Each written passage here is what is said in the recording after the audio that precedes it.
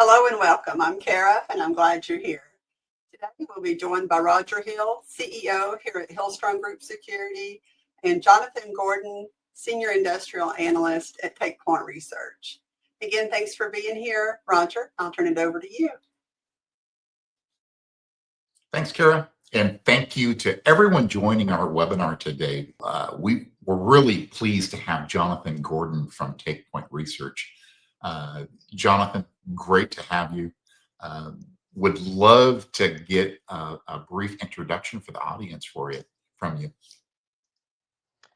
Yeah, sure. Thanks, Roger and Kara. Appreciate the invitation. So, Jonathon Gordon, directing analyst here at Takepoint Research. And at Takepoint, we track, monitor, cover the industrial cybersecurity market as such, the technology, the solutions, the services, etc. That asset owners and operators use and can deploy and can implement to help them protect their industrial organizations. And we're actually coming up on almost a decade of tracking the market, producing research and reports, and helping people really make better decisions faster. So that's kind of like our story. I think that's such a applaudable goal in something that's just so needed today. To have a effective information and make those executive business decisions. So, Jonathon, one thing I'd love to start with generally is, what was your journey to get to where you are today? I think it's a fascinating way to get to know Jonathon in a short amount of time, and before we dive into the Takepoint Research. So, what was your journey? It's an interesting question because I think everybody has a different answer.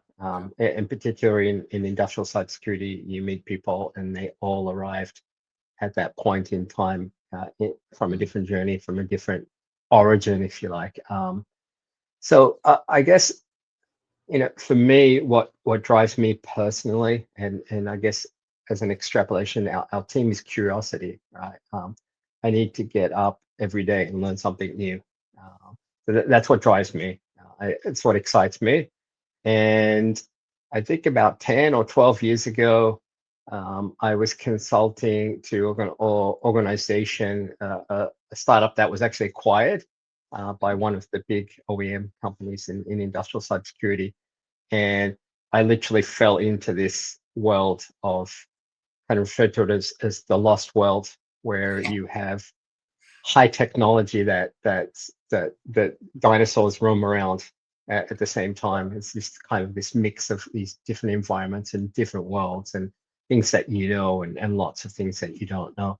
And that's really where I started, fell into OT, or back then it was called ICS, cybersecurity, and haven't looked back, just fell in love with it because as far as curiosity goes, and you would know that there's no better place to be. It's you learn something new every day, speak to people. There's worlds out there, right? You go from maritime to power generation to manufacturing of Absolutely. Automobiles. It's all interesting. It's all exciting, and so almost 10 years later, we're still doing it. So it's been a great journey. I can actually so relate to what you stated about boredom and needing a challenge, right? So it takes me back to when I started my career with Siemens back in the late 90s. Before I started my career with Siemens, I typically spent about 2 to 3 years within a given role, just because I would get bored. That was just part of my personality, I think. And when I started my career at Siemens, for the first time in my life, I was no longer bored. There were continuous new challenges, new industry segments, and that was my moment, if you will. So I can completely relate. Yeah, absolutely. And some days it's like, be careful what you wish for, but most of the time it's right. Hold on, and it's a great ride. Yeah. In your capacity with Takepoint Research, one of the things that I think would be a really interesting place to start is any of the research that you'd like to point out for 2025 in terms of what is the current state of the state of OT security uh, from some of the research that you all have done. And then from there, we can kind of go into what maybe some emerging trends that we think might be. Yeah, so it's kind of it's a good time to ask that question because at this time of the year we're already starting to build our research out for and we put out shortly, I guess around the first quarter of next year, we put out our market overview and our buyer's guide. And each year we do this review of, okay, well, what do we see this year and how is the market? And we look both in terms of the market players, the dynamics within the market. So, some vendors were acquired, some acquisitions, some right sizing of the market. And then we also saw some new vendors come in, some interesting startups and sort of we look at sort of next generation. And then some of the players in there also broadening their own capabilities. So from that sort of market evolution point of view, what's really interesting as we did our sort of last series of reports and spend a lot of time speaking to vendors and issuing our RFIs and things and collecting that information. What was really interesting from that point of view is that many of the vendors that would claim in the past and were very particular about being framed as OT cybersecurity vendors.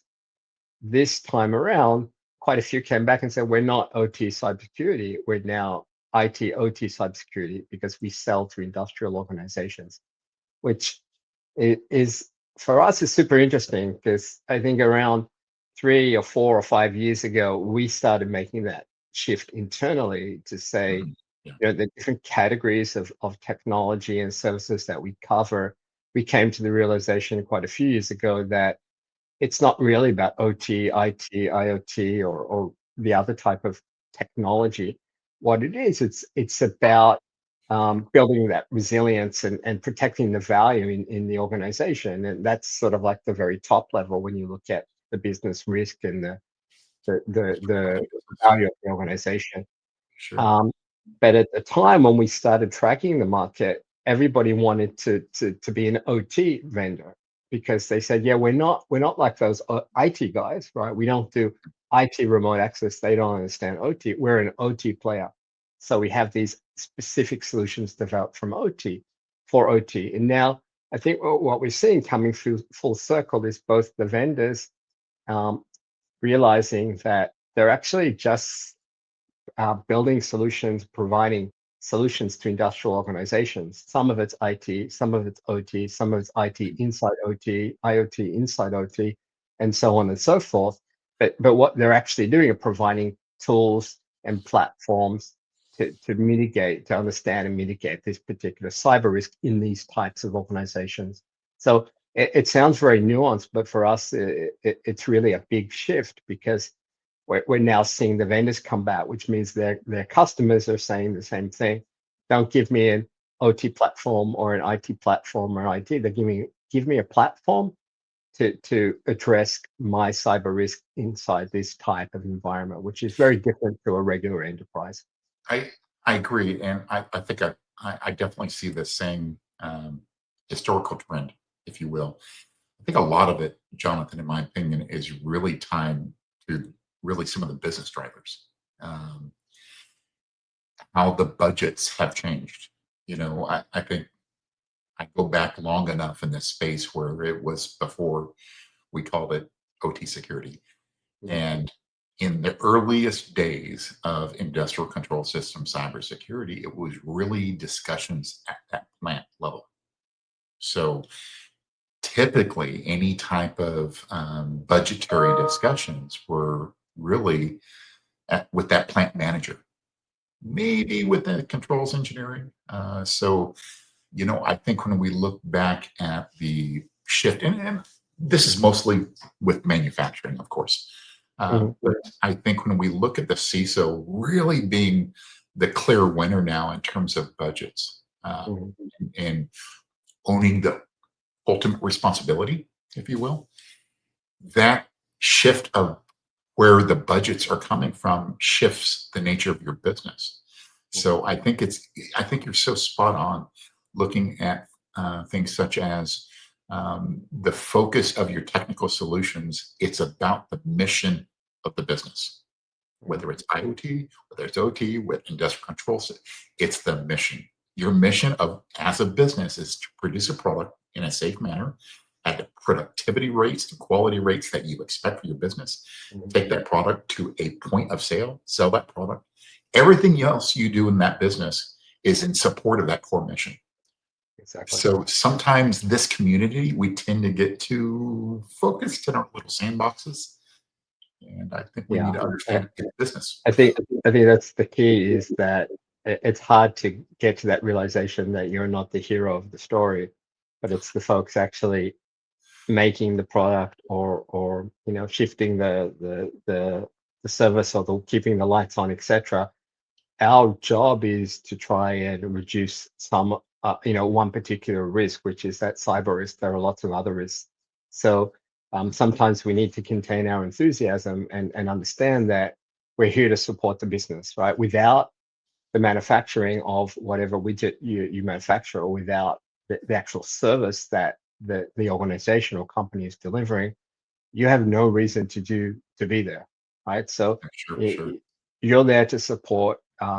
And this is what I find frustrating sometimes when you hear about, well, the best way to secure something is pull the cable out, right? Because that's the complete antithesis of that's the department of no, right? That's kind of like what early IT cybersecurity was about. So block everything, and you can get away with that sometimes still in the enterprise area, but it's really about these folks are going to innovate, right? And they should be. That's how business and that's how society moves forward. It's all about innovation.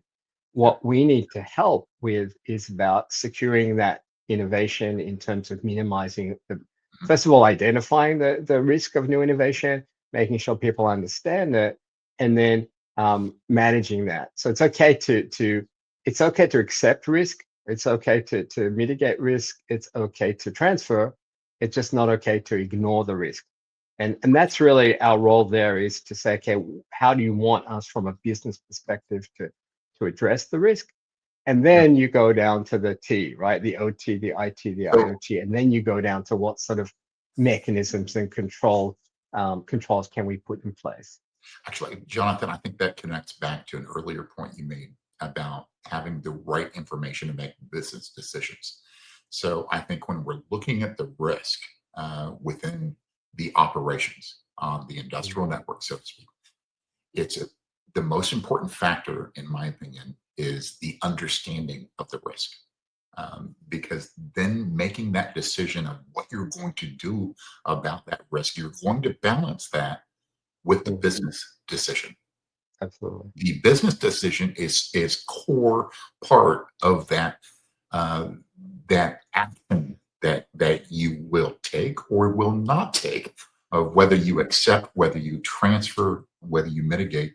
I think one of the challenges I still see in this space is so much focus on the vulnerability side of the house. And I think it's really a challenge when you're looking just at the CVSS scoring for a vulnerability that comes out from, an OEM vendor for a control system, because that vendor, they're constrained in their scoring based upon CVSS of dictating, okay, based upon this vulnerability of this component, I have to look at this as I have no knowledge of any other compensating controls.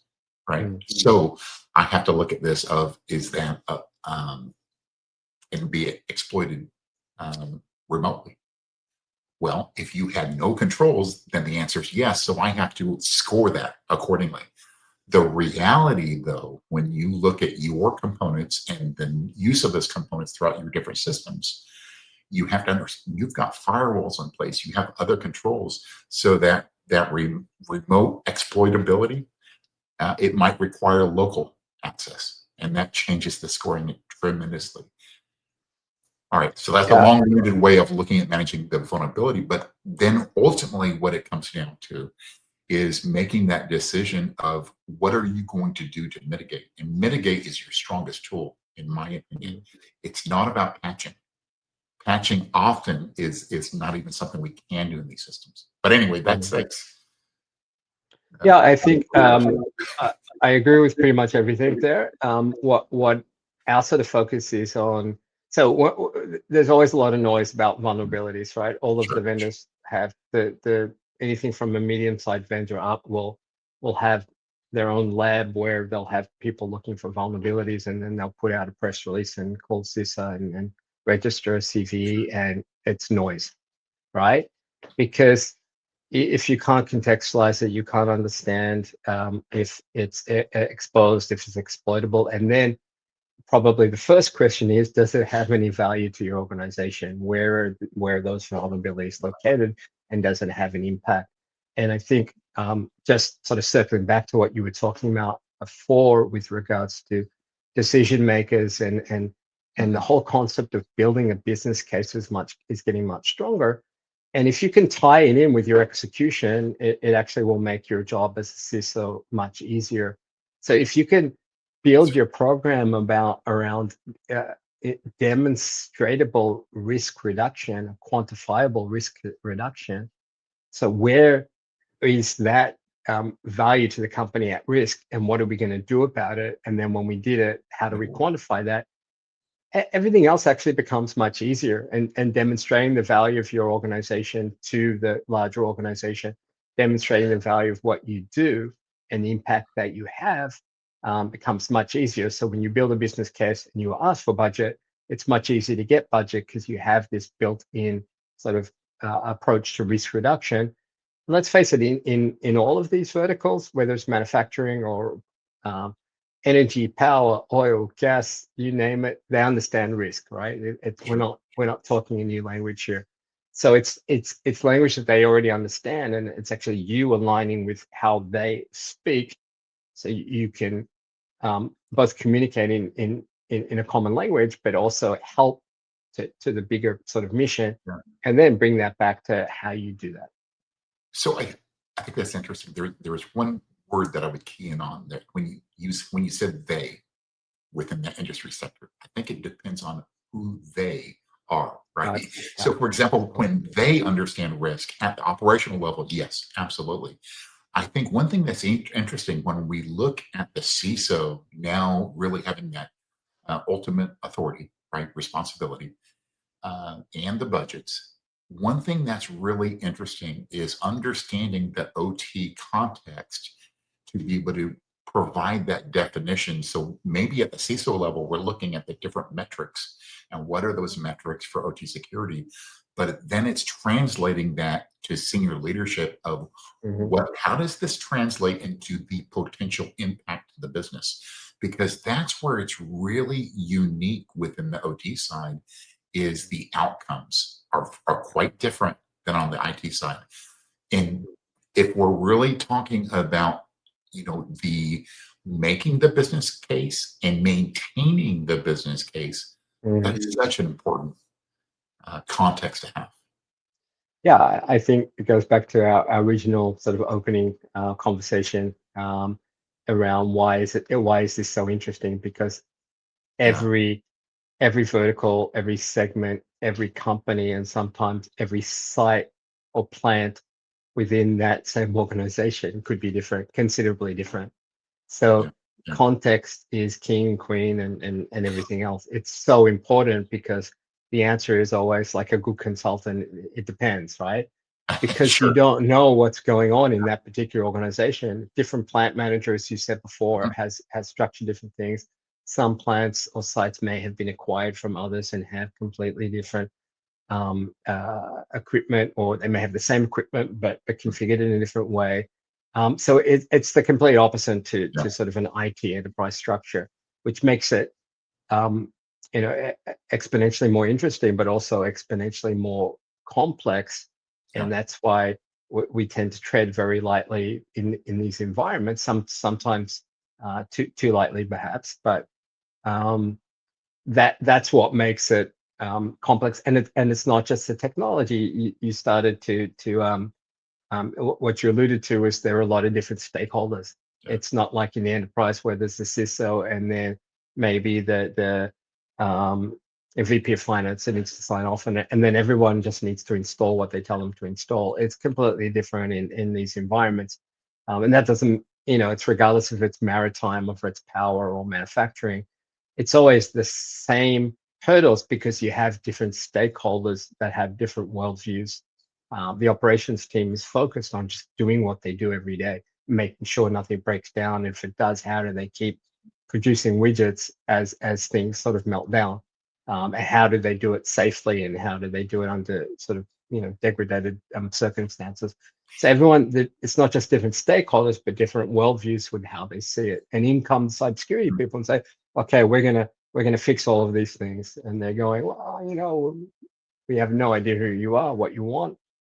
Now move out the way. We have to get back to our day job. So it's people as well as the technology and the processes. So again, a complete agreement there. And I think you hit on something that is really part of the core problem within OT security, and something that really sets it apart is the cross division, cross domain. That's one of the real challenges, even when we're looking at the CISO having budget and maybe ultimate responsibility.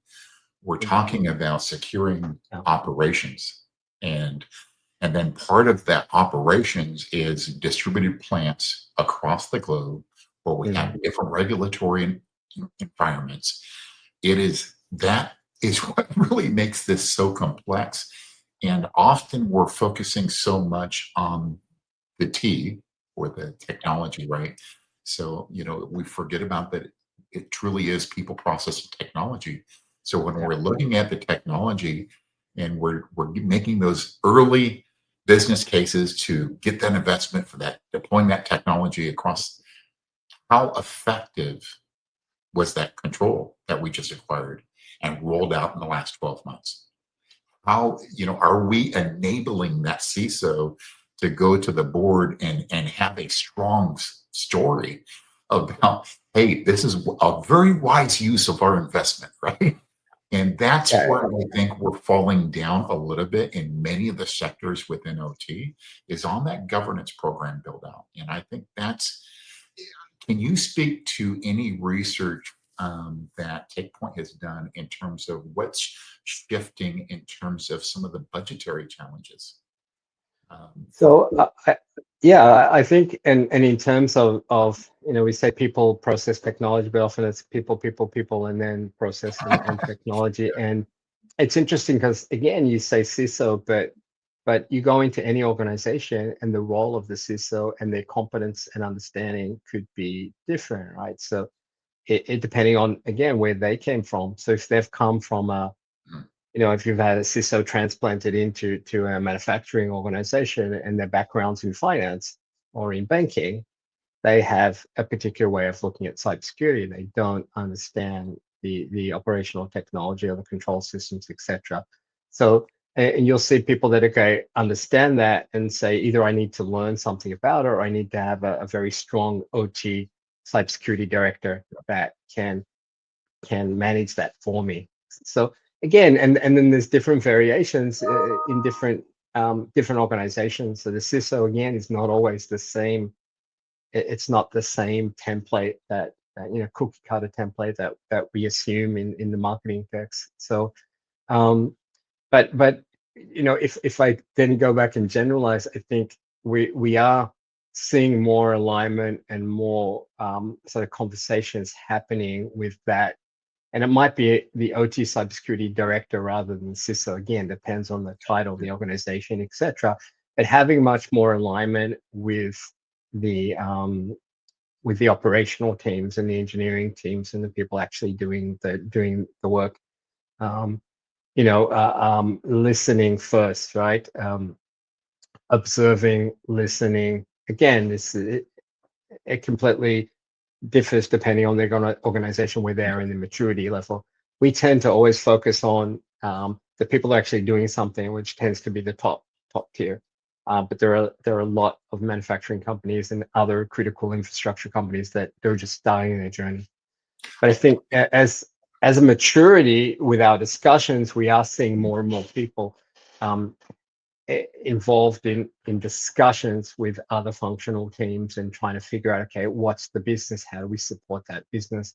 And I think you may have asked this before, but one of the areas that has popped up constantly in our research over the last few years, but in particular over the last couple of years, is the focus on, say, securing remote access. I think with, since COVID, it's come to the fore of many companies, even though most of them were doing it before. But it's an interesting area because most companies, industrial organizations, require third-party OEMs or contractors come in and do some sort of service. And again, originally, and there's a whole sort of stretched out maturity model. We have a great report on it if your viewers are interested. But the concept is that some people still have assets directly connected to the internet. Other people are using jump hosts. Other people are using IT software, and then there are these dedicated OT cybersecurity platforms, and now we move into that. And this is one of those more evolving areas of what we refer to as OT zero trust, or zero trust for OT, which again is very specialized as opposed to just zero trust. But if you think about secure remote access, it's actually a really good area to mitigate risk, because the challenge with, and you were talking, I think you mentioned that you actually, and this is also a shift in the market, is that you talked about vulnerabilities, and we talk a lot about visibility, and the market talked a lot about visibility 4, 5, 6 years ago. And we got to a point where there are plenty of tools around today that can show you what's on your network, even though there are still many vendors sort of, telling you can't protect what you can't see. There are already enough solutions around that will show you to different levels what assets are actually on your network. Some of them will show you the vulnerabilities, others will show you attack path analysis and these type of things. But the fact is, you can get very granular, detailed information on the state of your network, who's talking to your assets, what your assets are talking to. The issue with visibility is it doesn't impact risk at all, right? It does nothing. So you can zoom in on assets and look at the backplanes and figure out what configurations and if things have changed. But all you're doing is looking. You're an observer. You're not actually impacting the picture. You're aware of, maybe more aware of the risk, you yeah. are So not impacting risk. Exactly. So don't get me wrong. It's important, but it's turned from the product or solution where to what it should be, is that it's table stakes. You just need it as a basic building block for any sort of solution. You need to see what's going on in most cases to then be able to understand. And I think So, that's a really good point. Going back to the early days of OT security, or ICS cybersecurity, as it were, there was no tooling. Right. I go back to my days at Siemens, just immediately post Stuxnet. There was just a handful of vendors, if that. Yeah. Now we have the luxury of, across many different categories, we have specialized solutions. Yeah. You mentioned the secure remote access. Now we have the luxury of having some very good purpose-built, more zero trust based secure remote access solutions. And your points on visibility, again, not to just keep agreeing with you, but I do agree. In the early days, we were talking about visibility because not knowing what you had, it's hard to come up with a plan of how to secure it. I think, in my little crystal ball, I think we're at a new phase, a new wave, if you will. I think early days, it was about evangelism and it was about visibility and lack of visibility. Now, I think it's more about execution, right? And it's absolutely. about governance. And these are the things that are resonating now. It's we we need to evolve. Yeah, I absolutely agree, both in terms of the market and in terms of a CISO and their team's approach to securing their environment. The strategies. So I think we, like you said, we have good tools, good platforms. There's good technology out there. So you tick that. Um, there are good people around. If you can get them to talk in the same language, you can figure that out. And then it's about moving from strategy, and the strategy is not really hard. We have some I guess industry standards like 62443 that a lot of folks in some countries are aligning with now. You have compliance regulations coming down in some environments and some segments. So figuring out how to get, and again, I think it's important also, I always come back to this, but there are a lot of organizations still starting their journey. So we always talk about people that are folks are a little bit more mature, but it's not hard to put together a plan and a strategy and show to your management, your board, your boss, okay, this is what we want to do. You figure out what could possibly impact the biggest risk, but also in terms of success. A lot of people talk about, I think there was a question I saw pop up around progress in 90 days, right? So what's the first things that you would do, which I think is super important from the point of view of in particularly smaller programs. So if you're the first OT cybersecurity hire in a small manufacturing company, for example, what's the plan? Now, I've seen people go way too big, right? And what happens is they spend the first 3 months going out speaking to engineers and operators, which is great, doing the assessments, getting all of the asset information, pulling it all together, coming out with a ginormous plan of how you're going to solve all of the issues in the next 10 years. And that's where everything starts to go downhill, because you're asked for these enormous budgets and you set yourself up for failure because you're not putting really a framework or a time frame around it.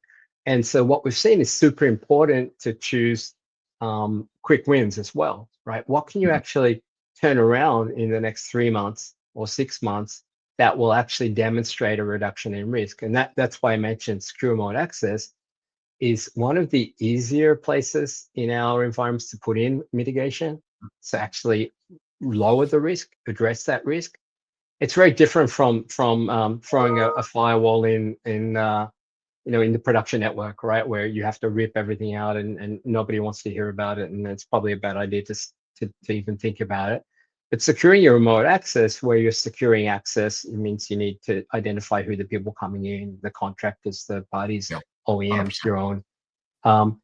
But you can actually start reducing that risk in a pretty simplistic way, or it looks simplistic. It's relatively what we call low friction with the users, relatively. Again, and you can start it on a progressive way. So you can take a group of people and then start. You can prove it as you go. You're not disrupting production. You're not introducing new safety concerns and risks, but you're actually mitigating something you can prove the value. So those are the kind of projects that we recommend folks start if they're starting on, right? So if they've, because if they want to actually do something and mitigate and impact the risk and then demonstrate it, those are the kind of projects you should be looking to do, and then put a time frame around it and put a frame around it, so it's not going to drag on for 2 years, and you can demonstrate that value. Then get your next project. Your next project will have a little bit more budget and a little bit more scope, a little bit more impact to the value of the organization. But that's how to really move these things forward. Sure. Maybe to add some color of how we do that within Hillstrong, Jonathon, because again, I do agree. It's about showing those quick wins. It's mission critical, quite frankly. I think a lot of organizations, consulting firms, there's plenty of help out there to help you get a handle on where you are in terms of a program across your fleet of sites, and then diving down into a sampling of your sites so that you can define what you should be doing. It's great to have that strategic roadmap. Fantastic. Mhm. But it's about the quick wins. So one of the things that we like to do is focus on IOC, FOC. So the initial operating capability versus your future operating capability, so that you can actually create a logical segment between, okay, what are some quick wins that we can look across multiple categories in terms of business impact, cost, effort, and time. So that allows us to actually define what that 90 day. I think your secure remote access, that's a good one. If you're a manufacturer that's just starting out, if I were to look at the top 5 controls, number one has to be, the segmentation between IT, OT, industrial DMC. If you haven't done that, definitely start there. But then I think secure remote access, that's a real close number 2, right? But then I think it's, maybe validating some of your asset discovery, because the idea that we're in 2025 and there are no controls in place isn't necessarily a reality anymore. I think there's some natural progression, even from the OEM, the industrial automation vendors. There's just some core security capabilities within the automation systems. One thing I do want to hit on really quickly Mhm. is AI. Mhm. The impacts, from maybe a 2025 perspective, but then let's hear about your crystal ball, what you foresee as some trends and use cases around AI. So it's kind of like we call it the virtual elephant in the virtual room. I don't know if it's virtual anymore. It is a real elephant in the room, isn't it? Yeah, and in fact, as we put together our bio guide for 2026, we're putting together the structure. What we first do is go and look at the categories. And the last thing that we ever want to do, and probably any analyst firm wants to do, is add another category, because that kind of upsets how we do our research, and then we go and upset vendors and service companies by saying, okay, we now have another category to look at. But AI has just become too big to not have its own category. But I think you need to be very careful about. Again, it's kind of like zero trust. This is AI in OT as opposed to AI. It's in a very specific part of the organization, and it's also very generic in that AI or machine learning or whatever we call it has been around for many years. Um, and on the operations side, you will find teams that have been using machine learning and crunching numbers. And the same thing in the cybersecurity side, they've been using it, been called something else. So machine learning capabilities, artificial intelligence with regards, for example, of analyzing the vulnerabilities and analyzing traffic patterns and those type of things, making the SOC analyst's job a lot easier by saying, okay, let's filter out the noise. That's been around for quite a while. It's maturing. It's still maturing, and it's a good thing. We start to see that the OT context also creep into that. So you pop up on the SOC, what this particular, we've analyzed this particular conversational session as looking a bit suspicious, and here are all the details, and here's the OT context on that, and that piece of equipment sits in a very high value part of the network, or so those type of scenarios, it's definitely helpful for triage and analyzing the sort of start of where you're looking at a kill chain, for example. So and the issue with AI is then you have, we kind of refer to it as, you have shadow AI that someone has installed or using inside a plant or inside a site for their own purposes, because they figured out they can do some really interesting stuff, but they don't bother asking anyone if they should be putting this data in a cloud AI tool like a chat GPT or what have you, but they are doing it. they're uploading all their configuration data, and they go, okay, what's happening, what's changed, and then there's also, obviously, there's the whole other world of AI on the adversarial side, right? So what are they doing? How are they actually utilizing automation and AI to do things better, faster, and they don't have these sort of restrictions that we have internally, so they can do. And you'll see plenty of reports about ransomware that or phishing that looks really human now, and not like the old days. And so there's that area too. And then when you look at particular verticals and specific verticals, there's also more agentic AI that's creeping in. We're starting to see, look at data centers, for example, which is, again, it's part of the AI, but it's also part of, data center, like we kind of look at them at like the airports and hospitals. They have IT, OT, and everything in between, right? They're these microcosms of everything. And of course, there's nothing more important in the data center than your power and your HVAC and all these kind of systems, which are classic OT systems and building management systems and things like that. So it can get very confusing, but also in those environments, we see a lot of agentic workflows, like as AI has sort of sprung to life and agentic AI has sprung to life. It's now creating new risks. And as we talked about before, risks are great as long as you understand them and decide what to do with them. But if you don't understand them, so I think in general, AI, it's tough to oversee, but you have to figure out where it's being used and then how it's being used, what the impact is, and then how can you use it for good, and then use it to fight the evil folks that are using it for their own nefarious purposes.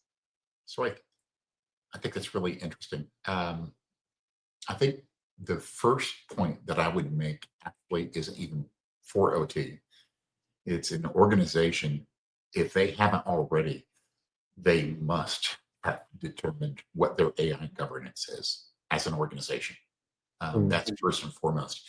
That, in fact, outside of OT, that would probably be my highest recommendation right now to any CISO or CIO. You can pop that into ChatGPT, right? Sure. Just say well, what is your position? Because if you don't have a position and start defining policies and governance around AI, your workforce will use it in shadow AI, to your point, because why? It's a force multiplier.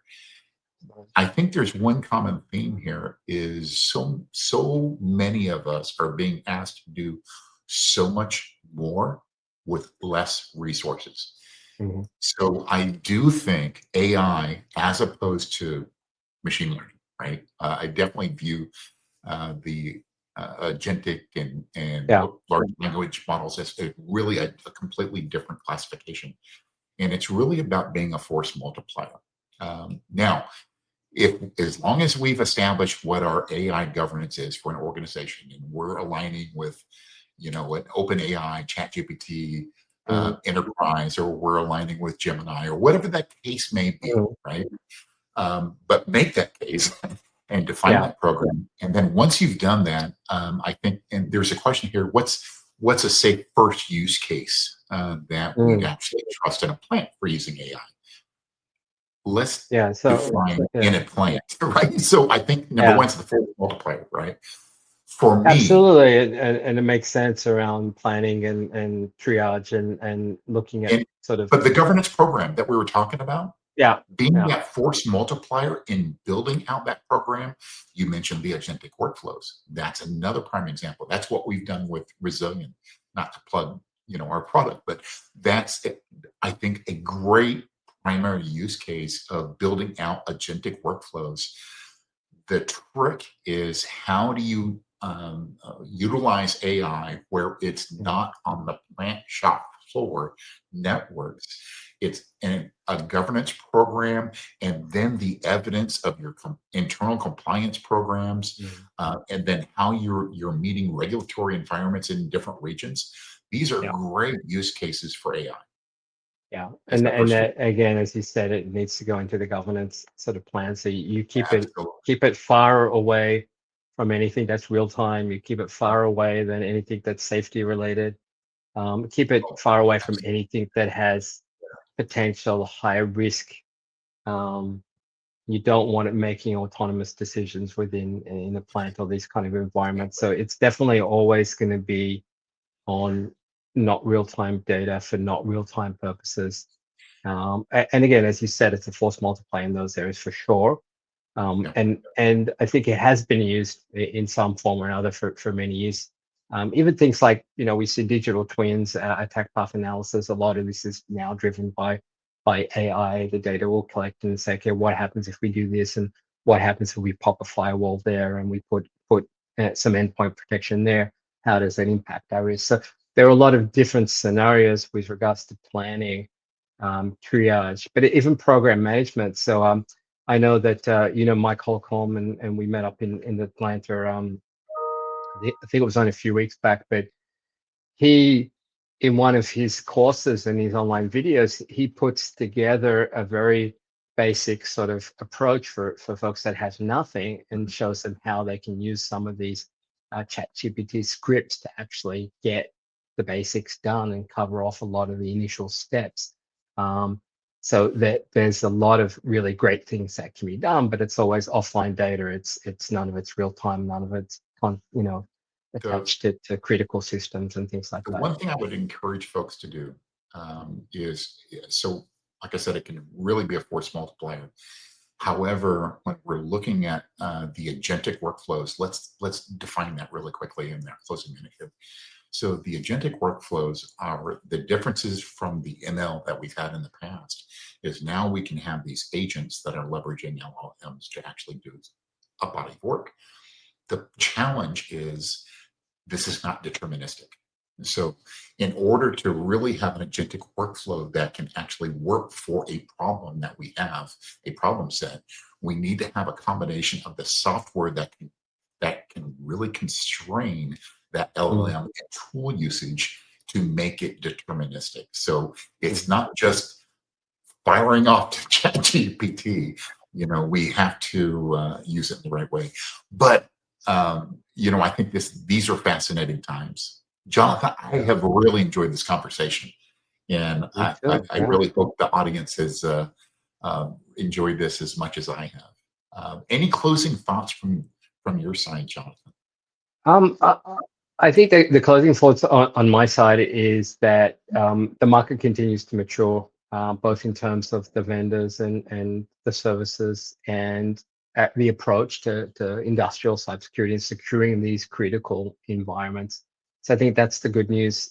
We're seeing new approaches, new startups, new technologies, and new ways of thinking, new ways of talking to people. Conversations are opening up. It still feels like the progress sometimes feels like it's at a tectonic plate pace, right? We still sometimes feel like we're going in slow motion, but I think it's important to also say that we are actually moving. So that they're positive things, and I think next year we'll see, driven by a lot of these trends and market drivers, that we'll see the rate of change increase as well. And so Acceleration. yeah, One word. I think there's good news. There's good news. Yeah. Yeah, definitely. Acceleration it will be. Optimism. Yeah. If we were, Acceleration is important to everyone in the market, and I think now that we're focusing more on the right things, that acceleration will come along because people can I understand the agree. value. Yeah, Yeah. I agree. Well, Jonathan, thank you again. You are welcome anytime. Enjoyed the Thank you so much. conversation. And for anyone, can you help the audience that might be interested in some of the research, provide maybe a little bit of insight of how they can get in touch with you and Yeah, find out sure. more about some of the research? So hit the website, takepoint.co. There's plenty of reports and research and subscriptions and quite a lot of complementary research as well that folks can register for and download. And I'm always up for a conversation, like so happy to chat to folks that have questions. And also happy to learn from people. It's kind of what we do all day, every day. So it's great to talk. Thanks again, Jonathan. Appreciate it, Roger. Thank you very And much. thank you to everyone for joining us. Yeah, thank you. Bye-bye. Thanks for being here today. I hope you enjoyed that as much as I did. Thanks, Roger and Jonathan, for your insights. If you have questions that didn't get answered or you would like to learn more, please go to hillstrongsecurity.com. Have a great day. Until next time, stay resilient.